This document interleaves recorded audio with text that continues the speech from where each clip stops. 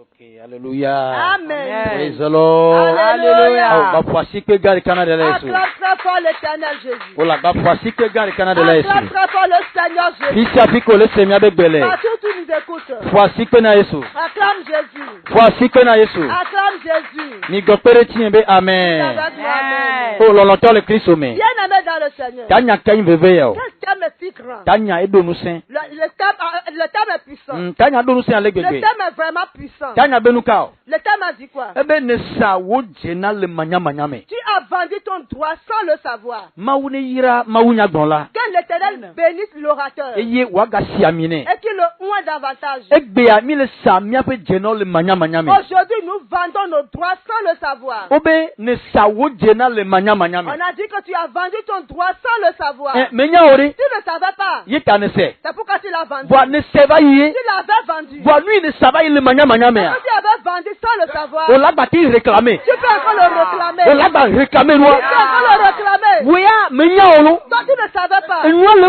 wo egbe ya ne sa jena we. Tu travailles les choses aujourd'hui parce que tu as vendu ton droit. Nu de po ne du. C'est seulement quelque chose que tu as mangé. Nu de po ne kho. Quelque chose que tu as reçu. Amere pe to ko na de me. Quelqu'un t'a conduit dans un collège. Holo de blu va menya. Un ami t'a conduit dans le malheur. Tu ne sais Ne pas. sa wo jena. Tu as vendu ton droit. Lui ne du la nya. Ce que tu dois être. O ko la siu. On te l'a arraché. O ko chance wa On ta. a reçu ta chance. Yo dijo ne sunu potwe. Maintenant, on t'a humilié. Tu deviens le dernier. Me go be chae ne we. C'est avant que tu l'as Menya fait. olo. Tu ne savais Ko me pas. kane jibe. Je te rassure que O la to ko nuwa. tu vas le recevoir. Me kane jibe. Amen. Je te O la rassure to que ko nuwa. tu vas encore le recevoir. Lui nye jena ola. Parce qu'il y a ton O droit. la ko le zayame. Tu vas le recevoir. Ei mi le zayame la. Cette nuit, Enu ala dobana. Enu makenu yolo. la nuit de le jour ne va pas tomber. Pisapi ole na wa. Partout, c'est Mebe ole ja khwe. tu vas encore le recevoir. Kale Yesu ban kome. Au nom de Jésus. Pisapi jena ole ya. Tout est ton droit. Khwale Yesu ban kome. Mebe khwale Yesu ban kome. Khwale Yesu ban kome.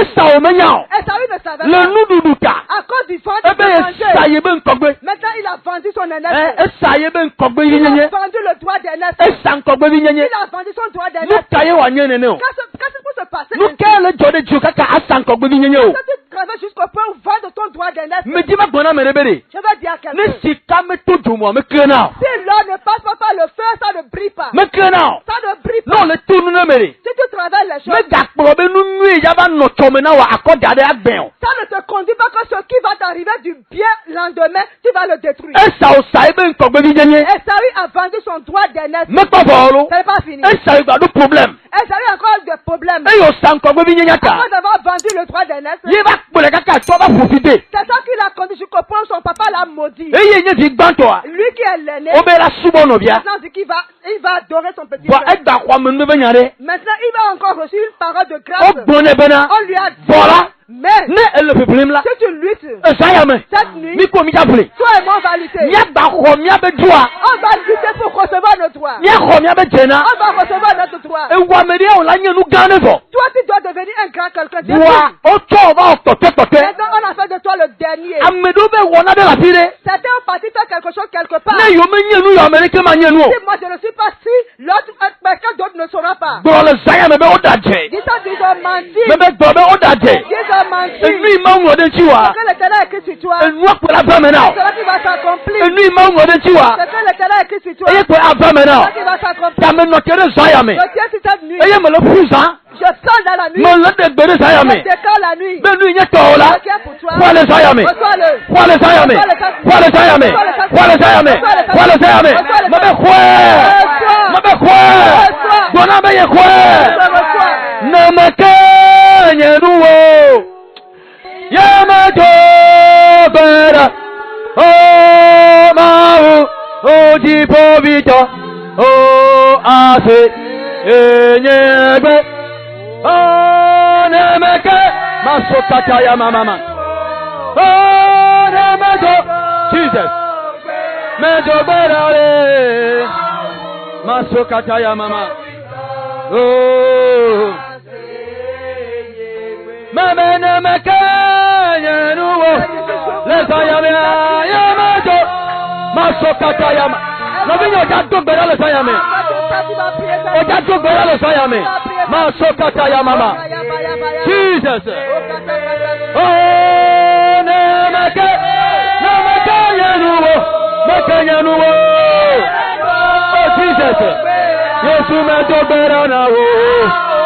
Oh Jesus. Mais ça me dit à la vie à Piolé. Mamene makanya nuwo. Oh yeah majo. Misiha.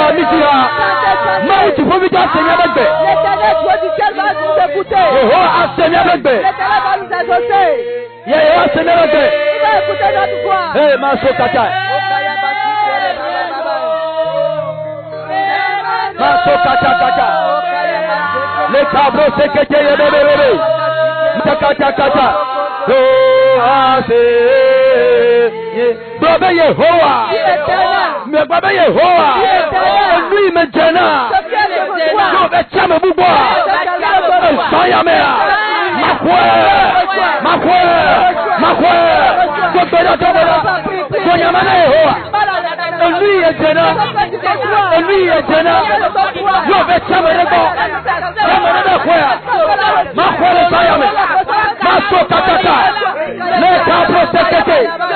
Mikogora. Ola Hojenawa.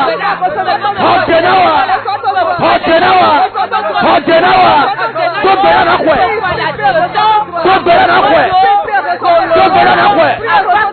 Lui on est Jenawa. Ebe chamere ba. Ebe chamere la pome.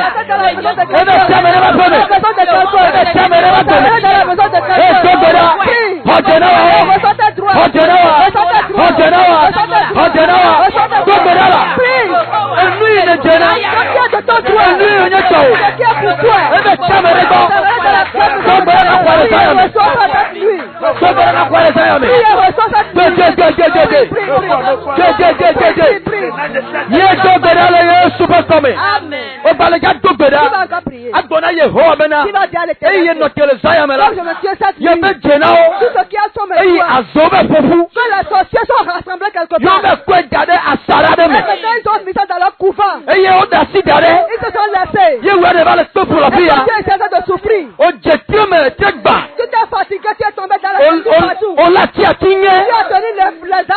Hey, Togo vient me retourner assez. Tous les peuples togolais, écoutez-moi. Afrique a qu'à me retourner assez. Tout l'Afrique, écoutez-moi. Du peuple pour la prière me vient misser. Tous les enfants de le groupe pour la prière, écoutez-moi.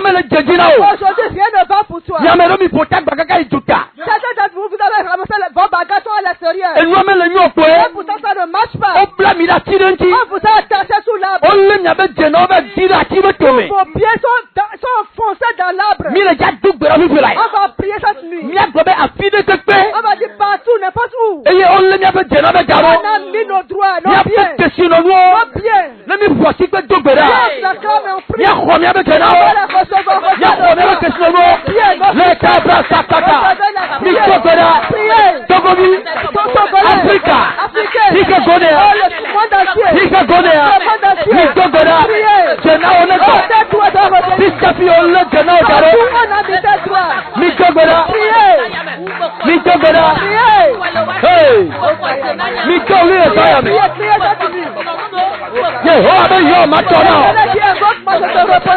Yehowa be yo matona. Yehowa be yo matona. Yehowa be yo matona. Yehowa be yo matona. Madeluka kakoso menya ocha.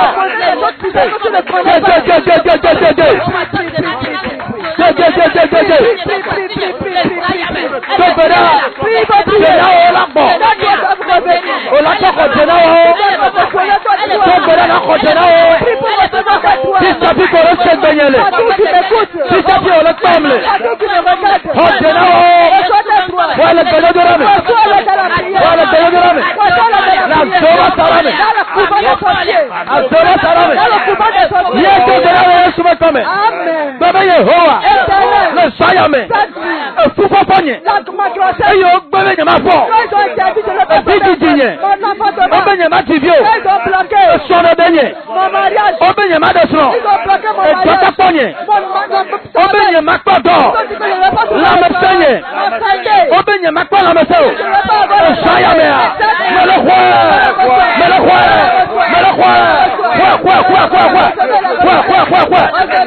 Edowa. Nusasawa. Tiosawa. Lamesawa. Nukwago de dewa.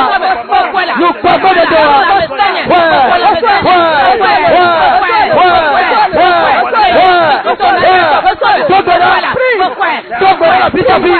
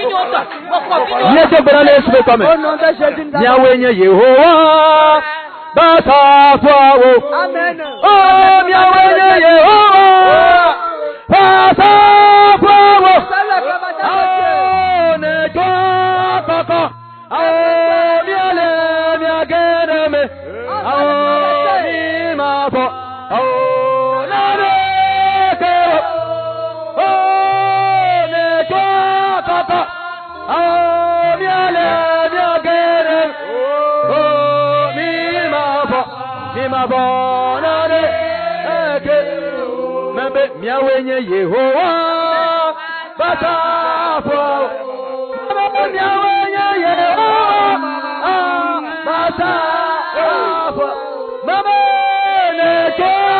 koko. Oh, miale, miagere me. Oh, mi mabo. Yesu ye. Le koko. Miale, miagere me. Mi mabo. Maman, nettoie coco. Maman, oh, mi mabo. Hey, Jesus. Oh, nettoie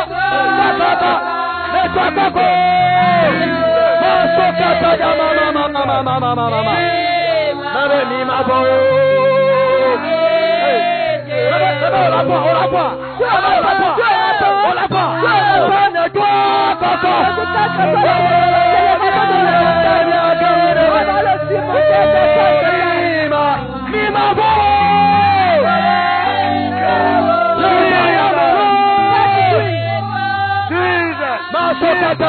Mama. Les brosses que tu as bébé. Mi mabo.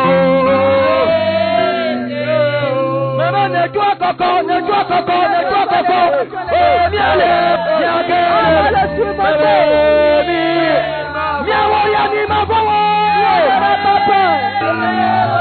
mi mabo. Nettoie tes coco. Jesus. Masokata ya mama. Maman, nettoie tes coco.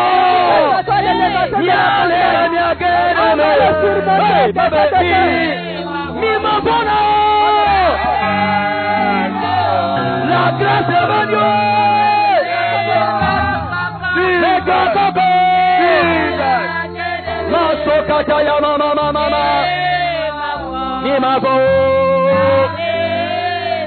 Mais le Dieu n'a pas la capoya. Mais pose la question à quelqu'un. Mais on le voit. Est-ce que tu as peur? Quoi? Quelles sont les leçons de la montagne? Comment on a tenu ta destinée? On battait la peau de Jenna. On l'a gardé. Maintenant on l'a mis sur la montagne. On va surmonter la montagne. On va le ramener. Maman, nettoie. On va le surmonter.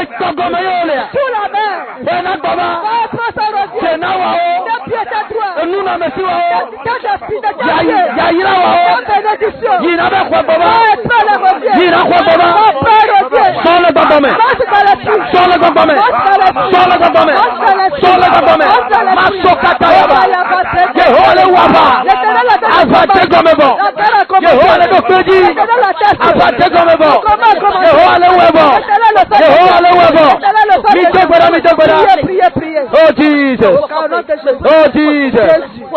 Oh Jesus. Oh Jesus. Oh Jesus. Maso kata kata. Male kebrele bosaka. Mile jadobera. On va prier. Yetona yewa On bena. va dire à l'Éternel. Nimi komya be jena nyawa. Dieu n'a reçu notre droit. Ma jijiu. Ça ne va pas tarder. Desi ado laba. On va voir le signe. Mi do la ko desi. On doit voir le signe. Be nyate be mi komya be jena. Vraiment, on a reçu notre droit. No bi nya o jatona yewa people like. Après, tu vas dire à l'Éternel. Poto minute biere komya pa. Ça reste un peu de minutes seulement, on va finir. Yo la yo ma dogbera de tao. Tu vas m'appeler, va prier pour toi. So me ti be ma dono bena. Mais je vais te dire. O jatona yewa be. Tu vas dire à Ne l'Éternel. nyate pe ye ko be jena. Si vraiment j'ai reçu mon droit. Eye sale manya manya me. Vraiment j'ai grandi sans le savoir. Eye sale manya manya me. J'ai grandi sans le savoir. Ne ye to kwanya. Je l'ai repris E do la dans do ti ale ba de me. Ye do la to pa to do le ba de me. So na ye wa be ya to tesia. Dis à l'Éternel, tu vas voir le Ne wa ba na nyawa. L'Éternel, tu viens vraiment. Ne ye ko be jena nyawa. Si tu as vraiment reçu mon droit. Ye do la to tesia. Je dois voir le signe. Tesia do la se. Je dois voir le signe. Bata bata bata. Oh, le signe doit apparaître. Tesia do la se. Le signe doit apparaître. Bata bata bata. Do gbara be tesia do se. Mi to gbara tesia do la se. On va voir le signe. Ye do la to tesia o. On va voir le signe. Ye be no no me do la tro. Ta situation doit changer. E lui di me le do la ko e. Ta situation tu dois trouver. Ye do la ko e be no o. Tu dois la trouver. E lui ye do la nye do la se. Tu dois être toi dans apparaître. Ye tu ko la ko e. Et le monde entier va le Tu voir. call la quoi? Le monde entier va le voir. Tu ko la ko e. Le monde entier va le Ye do voir. la ko tesia. Tu dois voir le signe. Tesia do la Le se. signe dans sa Ma parole. da no ne no. Ça ne doit pas rester. Ye ma da no ne no. Ça ne doit pas rester. Ye be là-bas. sinya do la tro. L'histoire doit changer. Oh Jesus. Oh Jésus. Maso kata ya kata kata.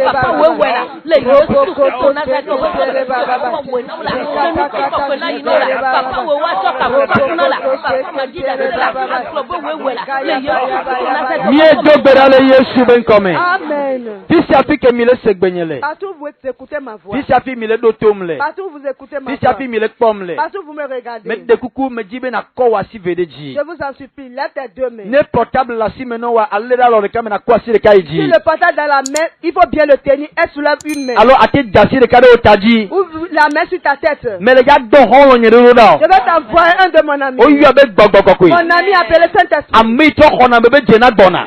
Celui qui va te ramener tes droits. Ami khona amebe jena gbona. Celui qui ramène les droits de quelqu'un. Pipi la. Maintenant, Le Yesu ben Au kome. nom de Jésus. E ne chakakple testimony radio. Comme tu es en union avec Testimony Radio. Ye mi le gbogbo de kame. Et on est dans le même esprit. Ye oya ne gbobe ma dan Et toi tu as décidé de ne pas lo. dormir. Ye ka ya pa me ngbe gbanto ya. Moi aussi je vais trouver cette première Hey, grâce. amengbe ba ne chofi. Que la grâce que tu prends maintenant. Amengbe ba ne chofi pe la. Reçois la grâce maintenant. Me de gbekwa mi sisi. Je déclare dans l'onction. Me de gbekwa totete. Avec l'onction Me du Père. de gbekwa chetata. Je donne Le Yesu au ben nom kome. de Jésus. Jenawa. Ton droit. Wa pipi la. Reçois le maintenant. Masokata. Oh, Kayaba. Me jenawa. Reçois ton droit. Jenawa ma.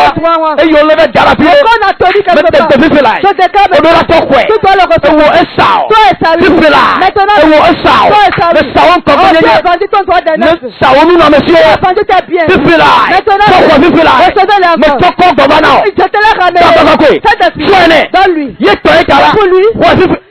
Wa pipi la. Wa baka kwe. Te kare de lo. Soignez ma tora. Le bo jena. Hey, o ji gwa kekem. On l'a colminé La totalement. bebe jena me galesio. Il n'a plus ses droits. Ba baka kwe. Saint-Esprit. Soignez. Donne-lui. Mebe soignez. Ramène-lui. Mebe soignez. Donne-lui. Mebe soignez. Donne-lui. Mebe soignez. Donne-lui. Mebe soignez. Donne-lui. Soignez. Soignez. Donne-lui. Soignez. Tu reçois Jenawa. tes droits. Eswasio. Tu l'as reçu. Eswasio. Tu l'as reçu. Twasiorora. Avant Twasiorora. avant Wa pipi la. Wa pipi la. Wa pipi la. Wa pipi la. Wa pipi la. Wa pipi la. Eswasio. Tu l'as reçu. Enu ye to. Tout ce qui t'appartient. Ye oku akpato. Et maintenant, on l'a pris par l'otage. Oku akpato to e. Ils ont pris par otage. Azo le kwebo. Et maintenant, les sorciers sont en train de le garder. Togomenu so le kwebo. Les esprits des eaux sont en train de garder. Wato yo nye. Alors que c'est pour toi. Yo ba su kokwe la pia. Maintenant, tu es devenu sujet de moquerie Hey, ici. pipi lai. Maintenant même, Me de gbele takebe ya. je déclare maintenant, j'ordonne là où Eye tu te me trouves. dog kokobe sorora. Et j'envoie le feu du Saint-Esprit. Me daturu la kanwa me. Maintenant, je les fusille maintenant. E kai me jena ole. Le camp où se trouvent tes biens. Hey, me wo bobo ro pipi lai. Maintenant, le bombe s'éclate là-bas. Le wo de kaka À ola. cause de toi seul. Hey, wa du me ne kaka. Remplis tes richesses. ne jena wo ne dɔba ɔjenawa ɔjenawa ɔjenawa ɔjenawa ɔjenawa ɔjenawa ɔjenawa ɔjenawa wa mere o la ni vi nɔbɔ. Toi, une personne qui doit être maman depuis. Obe o manye bébé vi nɔ. Maintenant on a interdit que tu ne seras pas maman. Odo la ni vi nɔbɔ. Toi tu dois être maman, porter un bébé. Obe o ma pambile me gbe dome. On a dit que tu ne vas jamais porter enfant au dos. De bébé filai. Mais je déclare maintenant. Mais de bébé filai. Je déclare maintenant. Mais de bébé filai. Mais de bébé filai. Mais de bébé filai. Bébé viwa. Wale Yesu be kome. Bébé viwa. Wale Yesu be kome. Ho bébé viwa. Ola yo be vino. On va t'appeler maman. Ye gbebo wa yo be vino. On va dire je vais t'appeler maman. Ho wa me do ne ma. Cela ne t'a pas créé. Vila no tadina. Tu dois recevoir cadet bébé sur tes jambes. O cha ola na no bi. Et toi tu vas têter un bébé. O cha ola na no bi. Tu dois têter un bébé. Ano be me la kota na wa. Voilà Dieu sait. Nu kata di ma ba. Pourquoi bébé ne va pas? Ho bébé viwa. Reçois le bébé. O cha ne jena bébé. Toi si tu mérites d'avoir un bébé. O cha o jena bébé. Toi si tu mérites d'avoir un bébé. O jebe wa yo bi ben kota ben chi. Tu mérites qu'on t'appelle, on te donne un nom de bébé. Le Yesu be kome. Au nom de Jésus. Ta me bébé yo. Mais ton bébé. Wale Yesu be kome. Reçois-le maintenant. Bébé wale Yesu be Reçois-le kome. maintenant. O be wo ya me jene so. On te dit que toi tu n'es pas digne d'être marié. O da je. Ils ont menti. O la ko so la de. Tu vas trouver le mari. Me do gbera de ta o. Je prie pour toi. Bi chef yo le so adare. On garder ton mari. Nu tuma ya dongbe na. Le mari qui va te fiancer. Yo be ma swasi o wa. Parce que tu ne vas pas le Me recevoir. gbele Yesu be kome. Je prie au nom de Jésus. Dogo nu tuma. Oh, raccroche au top. Dogo nu ma. Raccroche cette femme. Dogo nu tuma. Raccroche au top. Dogo nu ma. Wale Yesu be kome. O be do ma swasi o. Parce que tu ne vas pas trouver le travail. O yi suku miere. Tu as bien fréquenté. O nya nu miere. Tu as bien reçu. Tu as de l'intelligence. Ba o be o ma no post wa. Mais on dit que toi tu ne vas pas rester à ce Ba poste. post wa ne jena. Alors que tu mérites de rester dans ce poste. Amere be wo na de be ko post ala si o. Quelqu'un a fait quelque chose pour t'arracher le poste. Le Yesu be kome. Au nom de Jésus. Kubi na jile soji. Oh que l'esclave descend sur le cheval. Ne we na li soji. Oh que toi tu montes sur le cheval. Me be kubi na jile soji. Oh que l'esclave descend sur le cheval. Ne we na li soji. Oh que tu montes sur le cheval. Te fe wa we do la no sima. Toi tu as fait pour toi. E we jena te fe wa. Toi qui es digne de la paix. Me ko dara sikwe adi. Attends que ton nez sur la chaise. Me ko dara sikwe adi. Ton nez sur la chaise. Me ko dara sikwe adi. Ton nez sur la Me chaise. ko dara sikwe adi. Wala Yesu be kome. Au nom de Jésus. David ba sikwe ma. La chaise de David. E pia sikwe wa. La chaise royale. Position me na no. La position que tu Me dois da avoir. de position. Te mets sur la position. Me da de position. Te mets sur la Le position. Yesu be kome. Au nom de Jésus. O be ma no la me seme. On dit que tu ne seras pas en bonne santé. Ni ame go be ano la me On seme. te dit que tu seras en bonne Ya no santé. nye dono la. Si tu es malade, Ka me sube na khodo yo. reçois ta guérison. Ka me sube na khodo yo. Reçois ta Me guérison. to gbara fi filai. Je prie Me maintenant. gbogbo ko ne kasi Que che. le Seigneur te touche. Khodo yo. Reçois la E guérison. wo dono de. Sois malade. E le tom. Qui me E regarde. le senkonye. Qui m'écoute. E jaba senyi konye. Qui va m'écouter. Le kike gogo do ya me. Dans le monde entier. Ye me ya dolele Je yo. ne connais pas la Wa maladie. Yesu le do yo. Mais je suis guéri. E la misisi amela. Dans l'ancien, Afata be gbogbo. l'Esprit de Dieu Ne soto miko ya ome. marche dans le micro. Ne wa tuka urutuma. Pour te délivrer toi Ne wa toi-même. tuka ononuma. Délivre toi Be na toi-même. khodo yo. Pour toi qui te reçois ta E do guérison. hola menu. Oh, la maladie contagieuse. E do dado me. La maladie envoûte pas, envoûte. Le Yesu be Au kome. nom de Jésus. Yesu yodoma. Je suis guéri. Azobe dodona La me. maladie de la sorcellerie. Yesu yodoma la. Je suis guéri de la Obe maladie. ekube doye. On dit que c'est la maladie de la E mort. o la do agbese ya. Tu vas ressortir. Agbene gere me. La maladie entre en toi. E futo me fe do. Oh, la maladie des os. E lawo me fe do. La maladie de la E chair. fuka me fe do. La maladie des lèvres. Yesu yodona o. Je suis guéri. Le Yesu be kome. Au nom de Jésus. E dado me fefe. La maux de tête sévère. E Yesu yodoma. Je te guéris. Adome be do. Maux de ventre. Yesu yodoma. Je te guéris. Anwo me do ame. Bas ventre. Yesu yodoma. Je te guéris. E ditete fe do. Maladie de gros cœur. Yesu yodona o. Je te guéris. Akota fe do. Maux de la poitrine. Yesu yodona o. Je te guéris. Anli futo wa. Maux de hanche. Yesu yodoma no. Je te guéris. Nukubi fe do. La maux de Khodo yoyo. Maso kataka. Yesu yodona o. Je te guéris. Nonu dene tolu. Qu'une femme voie maintenant. Nutu dene tolu. Abe nkubi ne huna o. Lolo me bani gbadi. Afrika bani gbadi. Ike gone ya. Ole bibitime. E gone soto. Nukuri matora. Nukuri huna o. Khodo yoyo. Khodo yoyo. Khodo yoyo. Etokuku. Yesu yodona o. Etadi fe do. Maux de tête. Chakataka le susume. Tout manteau. Adaba fe do. La folie. Yesu yodoma. Je te guéris. Tagome fofo.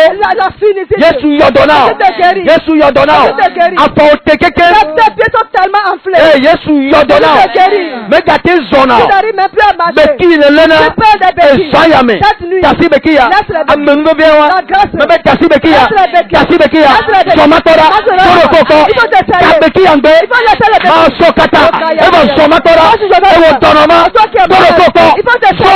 Marche. So. Marche. So. Marche. So. qui me crie. Tu peux que tu viennes. Sois sonné. Amère le khodoyo. Amère le khodoyo. Abere mereme.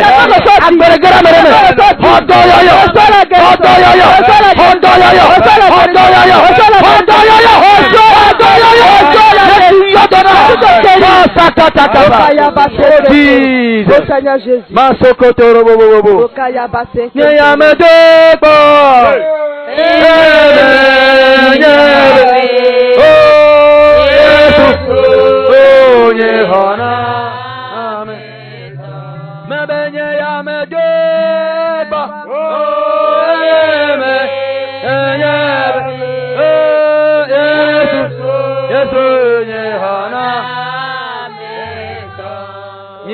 Amen. Bien-aimés qui sont à l'écoute. Que le Seigneur vous bénisse. Je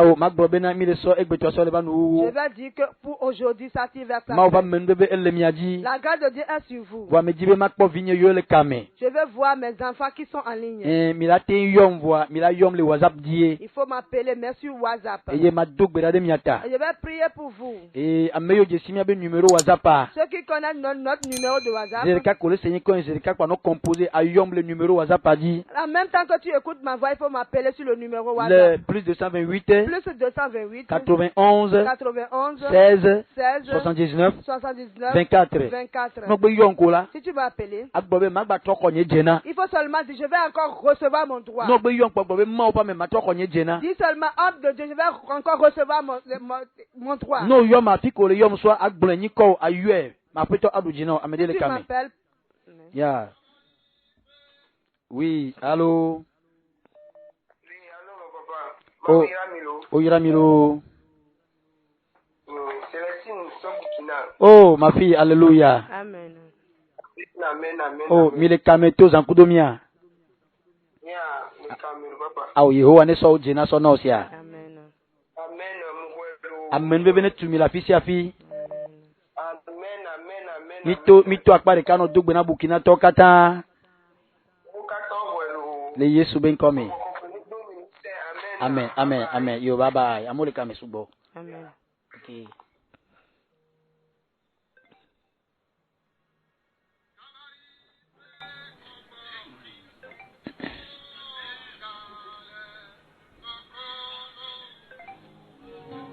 Et mille dakpena meyole yomi le kame mauna yirao. On remercie tous ceux qui nous appellent en ligne. Miyo madu brakplemi. Appelez, je vais prier pour vous. Oh, viens le yoso Abidjan. Viens min, alléluia. Amen. Papa, ma patron connaît Diena. Le Yesu ben comme quoi le Yesu ben comme. Amen. Amen. Eva Dio, mais tout Dio do ben Abidjan to kata. Amen. Yo, viens y aller tout nous mais après toi so be Diena sonné. Amen. Amen. Miyo madu brakplemi. Appelez, je vais prier pour Yesu vous. edu Diena misia. Le Seigneur a triomphé pour vous. OK. Oh là là. Oui, allô. Allô, papa. Oui. Oyira miachalo. Enyakose enyevyo de kai nchambado eha me mudizio.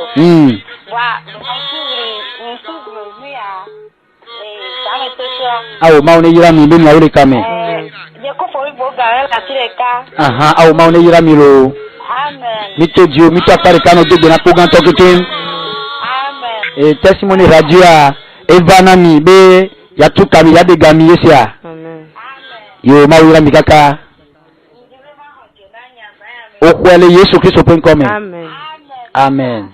Oui, allô.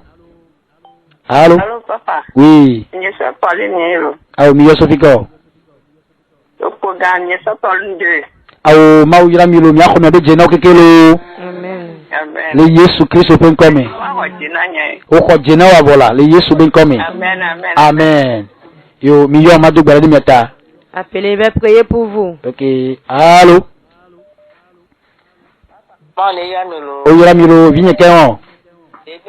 Bene, Isabelle a se Bene. Oh, mi le kame se zame totoa. Amule kame dodo. Awo. Mi awele paraku alo. Yele paraku. Awo. Maune yira mi kakalo. Amen. Amen. Maune so mi abe jena ona mi lo. Amen. Yo, bye bye. Amen. Akpela. Yo madu gbara klo. Appelez, je vais prier pour toi. Oui, allô. Ya, Yamado Boraklo, 1000 Testimony Radio. Nous sommes sur Testimony Radio. Appelle, je vais prier pour toi. Oui, allô? Allô, papa. Oh, ma fille, de quoi Fernando? Amen. Wale Yesu Christ open come. Amen.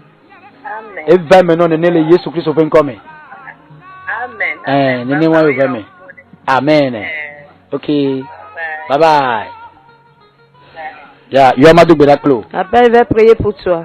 Okay. Oh. Ya, oh, c'est Irénée depuis Paris. Allô? Oui, allô, madame Fanyejena. Oh, c'est Irénée Khodjena wale Yesu ben come. Amen. Amen. Eva maintenant mile Yesu Christ open come. Amen. Oh, moi bas e Georgina be mi no kame suivre zami toto ya. Amno kame. E Georgina mi subo. Yo, nya ame miano ya e mawo de nu fia be mi abe gbedora pe afiki mi du na wele ya. Be egbe atire ba telefonu kwa eto flower nwere fine. Eye be kpobe mo be se le gbedora pe ma oni yira miano akaka. Amen. Yo, ma oni yira o. Mutu apare kanu ndogbo ni Paris to keken lo. Yo. Amen. Ya, bye bye. Ya. Okay. Awo vinye de le yom ngobe so kope adenyo Nigeria. Yo, mi Yamado Boraklo mi. Oui, allô? Alléluia, allô. Oh, leader adenyo ira olo. Ira mikaka lo. Oh, amen. Leader no kamelo, ma ira mi kuse. Yo, ma ure do minuselo. Amen. Ye nyabe jena one gbana mi lo. Amen, salo. Ya. Mutu apare kanu ndogbo ni Nigeria to keken lo. Ya, bye bye. Oui, allô? Allô? Allô? Oui, allô? Allô? Testimony Radio, allô? Oui, allô? Allô, papa, ma oira olo. Oira mi achalo vinye kayo. Dites Gabon 4. Oh, Gabon to fonyere a se jite. O fanyere no papa, mto hoje na nyolo. O kwale Yesu ben komero. Amen. Oira olo. Ya, mako mali to de jan. Oh, oui, allô? Oh, c'est Italie. Oh, allô? Allô, papa, ma oira olo. Oh, c'est Isabelle depuis Italie. Oira milo. Yo. Ma basile mi ajinam. Amen, papa. Ni to ko mi be jena o kekensia. Amen, papa. Awo mi ameyo so Testimony Radio so mi atola radio ya keye ma utu mi adi mi dola awo mi le mi ba gbe mi. Amen, papa. Eye nde ke ma gani mi atola ti futo ba sara me. Amen. Muto akpare kanu ndogbo na Italy to keken lo. Yo, nja to pone mi apata ke lo fun lo. Yo a se yin ko keken lo. amen. Bye bye. Yeah. Oui, allô. Shalom, papa. Oui, e vinye kayo. Ezanu fara so bene. Oh, bene to fonyere a. Oh, ke Testimony Radio e o mi na mi wen. Awo ma o ya mi be mi awo ya no connecté 5 sur 5. Amen. Ma o ne na be mi be je na o ne to gbo na mi sia. Amen. Le Yesu ben come. Amen. Yo is ma ba kwa me ma ton le kame po ni mi awo nu e la be na nu gbogbo ale mi gbaja ba wo ma o ne ya mi kaka. Amen. Yo mi poto le toji mi yo mi adogbo la do mi ata. Mo ji ma se vi mi o ben ko okay. Oui, allô. Allô, papa, ni vieux tonu hello. Tami le so Gabon, ma wira mi ro. Amen. Amen. Le me titu ze aku mi la ma fonchina nyu. Le Yesu ben come jena wa ne gboba no le Yesu ben come. Amen. Ya, o ko jena wa bo. Amen. Ya. Okay. Oui, allô. Allô, ma uba me. Ya. Allô. O ya mi achan. Ojo ma on est ça qui na nyovana lo. De kuku Sœur Gilberte Gabon. Ma one yira mi ro. O yira mi kaka. Ya be jena ne vana mi le Yesu ben come. Amen. Amen. Ya. Mi Yamado Boraklo mi. Appelez, il va prier pour vous. Oui. Allô? Oui. Oui. Oui, la miachalo. Awo, pali me to fonyeria.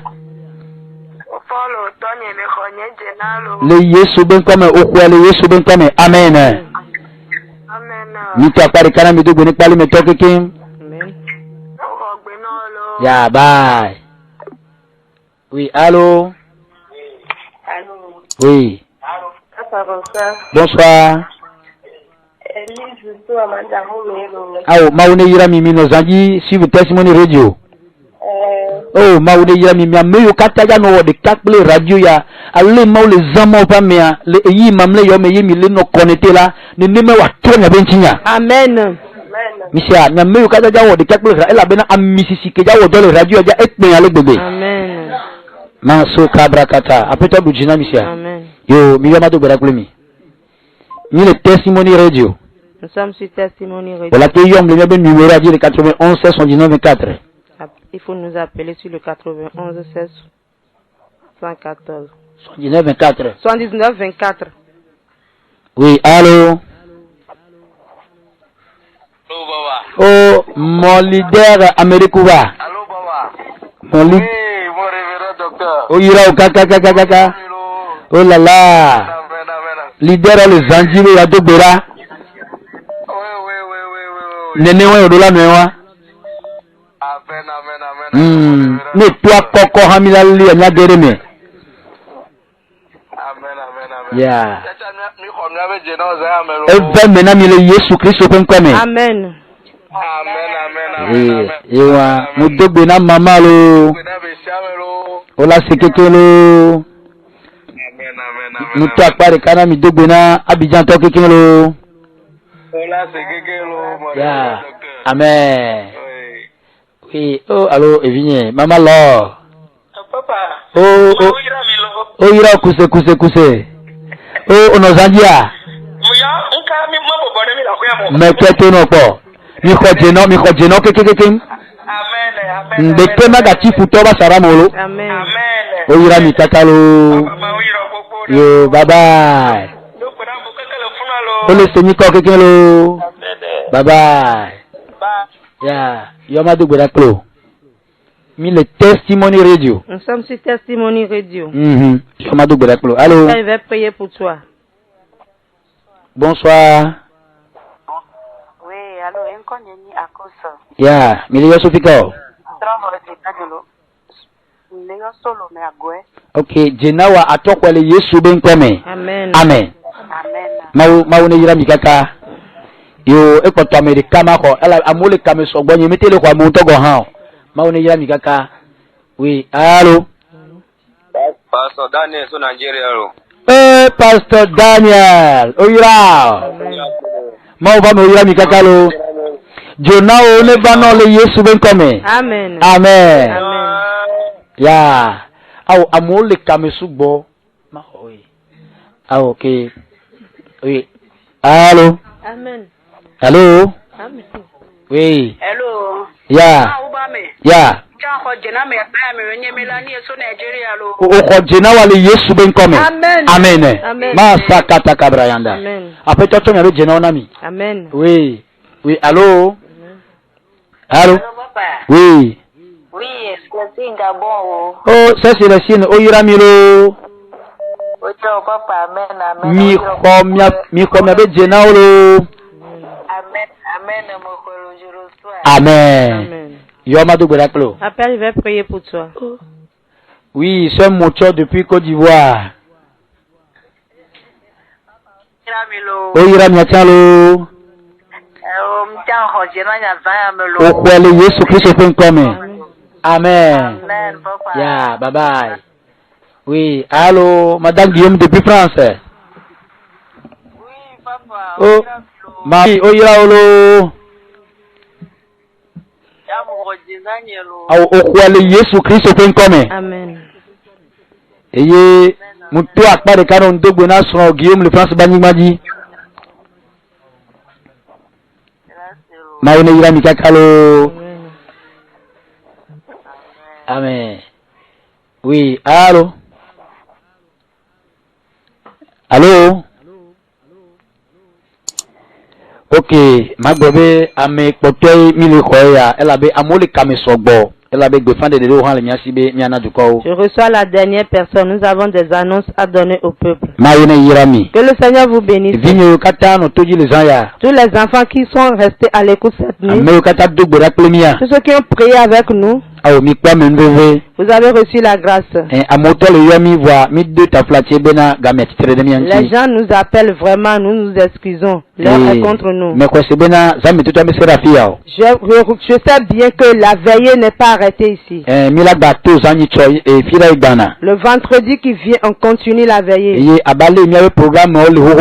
Comme les programmes étaient. Les lundis, on vient à la radio testimony. De lundi à 20h00.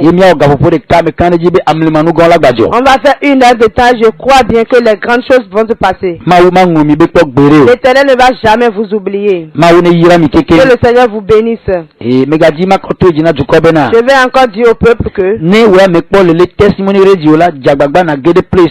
si toi tu n'as pas encore capté Testimony Radio, je t'en prie, il faut entrer dans Play Store.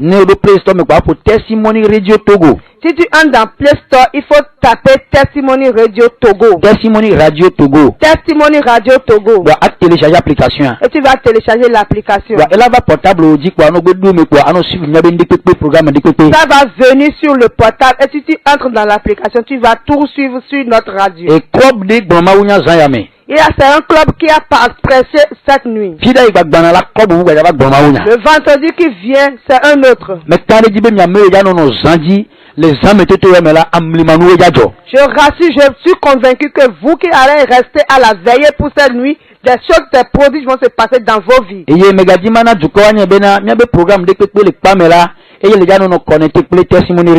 vais faire savoir au peuple que tous nos programmes dans le temps est connecté sur Testimony Radio. Les cultes de dimanche est connecté sur Testimony Radio. Et les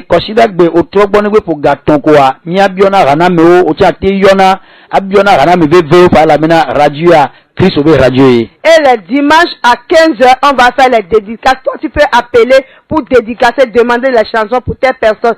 C'est l'évangile, c'est la radio, c'est pour l'évangile. Et les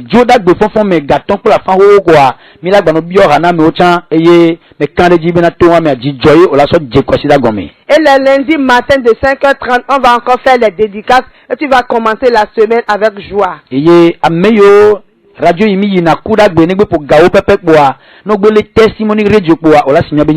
la radio que nous allons les mercredis, si tu tapes Testimony Light Radio, Testimony Radio, tu vas nous écouter.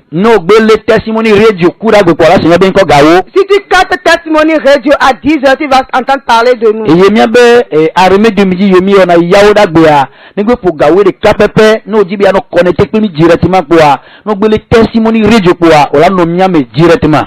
À 11h, notre armée de midi, les jeudis, il faut seulement capter notre radio, Testimony Radio. Tu auras de nos nouvelles. Que le Seigneur nous bénisse. On va encore dire au peuple que la radio est que on a vraiment dépensé. On a encore besoin des choses. Si le ténèbre a touché le cœur, on ne t'oblige pas. Nous, on s'est forcé, le ténèbre est passé par nous pour l'établir. Testimony Radio yame alebena ne edoba keketaredia au kuku dasi mema olayira. Si l'Éternel te touche le cœur pour que tu puisses soutenir la radio Testimony Radio, l'Éternel va te bénir. Que la grâce de l'Éternel soit sur vous. Dans tous les côtés. Partout vous m'avez écouté. Que la grâce vous contamine. Que la joie soit dans vos vies. De l'éternité en éternité. Si tu veux entrer dans notre grand groupe pour la prière sur WhatsApp, Il faut nous écrire sur nos numéros WhatsApp. Le plus 228. Plus 228. 91. Le 91. 16.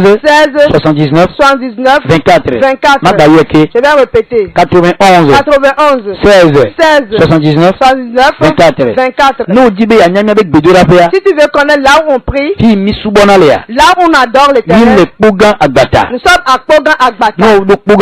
Si tu arrives au bas de la route de Pogan, il faut demander aux Zemi Jaman n'importe qui. Quand tu veux aller dans l'église qui se trouve dans le vent de l'école Pierre et Simon à Agbata, tu auras de nos nouvelles. C'est une maison de grâce. C'est un lieu de prière qui sauve les gens. Hier, on était à la messe de midi. Une maman, on l'a soutenue avant de la mener. Et celle qui l'a envoyée, j'ai une fille à Paris, c'est elle qui l'a envoyée. Hier, l'onction de Dieu avait travaillé. Amérique d'Amérique où yom sa lokwa maman mi bele maman ne titabe yimte le titore do ko e bayi yimte le titore kwa me zoro non ya tikwe mun lebele yeso be comme tike kwa eto zonzereka. Et en même temps à la fin l'esprit de Dieu m'a conduit, j'ai demandé d'après la maman qu'on m'a envoyé, je lui ai demandé de se lever, la dame est incapable de se lever, mais comme j'ai déclaré la parole en même temps sur le champ, la dame s'est tenue sur ses pieds. L'Éternel, l'Esprit de Dieu m'a ouvert les yeux. Hier, beaucoup de choses se sont passées. Que le Seigneur vous bénisse. Toi aussi, viens à la prière. C'est un lieu qui sauve. Je crois bien que si toi-même tu mets tes pieds là, tu ne vas jamais oublier dans ta vie. Au nom de Jésus. On sommes à la fin. Tous les hommes de Dieu qui œuvrent dans la vérité, qui nous écoutent, que le Seigneur vous oint. Notre papa Lumovi Doji Paul, que l'Éternel te lève davantage. Notre papa révérend Attache, que l'Éternel vous oint davantage. Et tout comme affirmé. Que l'Éternel vous élève. Au nom de Jésus. Amen. Amen. Anna, miano, maman Sylvie B, Watre et Nunami. Notre maman va nous sceller notre prière. Amen. Papa les aya me mezereka ke mi gato akpedada kle bubunao. Elabe papa afi mi aje gomela mi yo eva nozime eye ne wonu sianu eyi jenuwa eye ne wo. Elabe mi me wo mi anto mi abe lolonu. Ololonu emi wo papa mi de akpenao ke mi kwese be na mi be jena yo ti ame vodi oba simea mi kwese be mi adometo de sere mi ko mi eto amesi ame togume etogume mi ape khona meto akpenao mi subo mi do deji mi ato mi abe loloto papa malonu legbo ame ike won to ne gava eye ne kwe ne kui ne zen na jukwa be gade de kple katutua papa mi de akpeno de bagbeta papa mi ga kokoto de asi omelo papa ebe nu ya e koentie apoto mi ade kematema note ola Yehowa nebe ameka globe aw nebe awa ameka globe mi omi kwesebe globe hoho mi de akpena o ke papa mi le ntin la be gbojogbojo ta papa mi le mi abeza boji ige papa mi do gbedabe komia dometo de sia de wasime papa ale mi le vate pe ya ame yo chomo ame yo chofu nu kake wara ni cho papa mi do gbedabe plomi mi anopo de kadeka ne mi abeza boji papa de doki ofiomi ale ke mi azole nkome be mi adeblibua papa gbenami apoto la benami dibena l'évangile de la grâce mi dibena mi ololonuye ni dibena mi subo eye ne du ko se évangile de la grâce benkola wa nye bena mi ape ma wenye ma won tonto apeto de doku ofia ne mi ato gbogbo plem ti kokwe anao papa me adu ekele mo popo jina ndea ye kwesebe edu ntila ela be du ntina na le ni papa akpena o ela be ewewu ale emi eji papa le nyicho mo yo daga poto yi na gava zan papa mi do egbera be mi yin ebe na ga wowu ale emi o mi we papa akpena o bubu na o kafukafu na o eyo mi bia le yo mi me bia ha akpebe wewe na mi wale emi eji evuata eveme le Yesu Christo Nazareth ben comme biole. Amen. Shalom. Shalom. Shalom. Oirani kaka. Amen.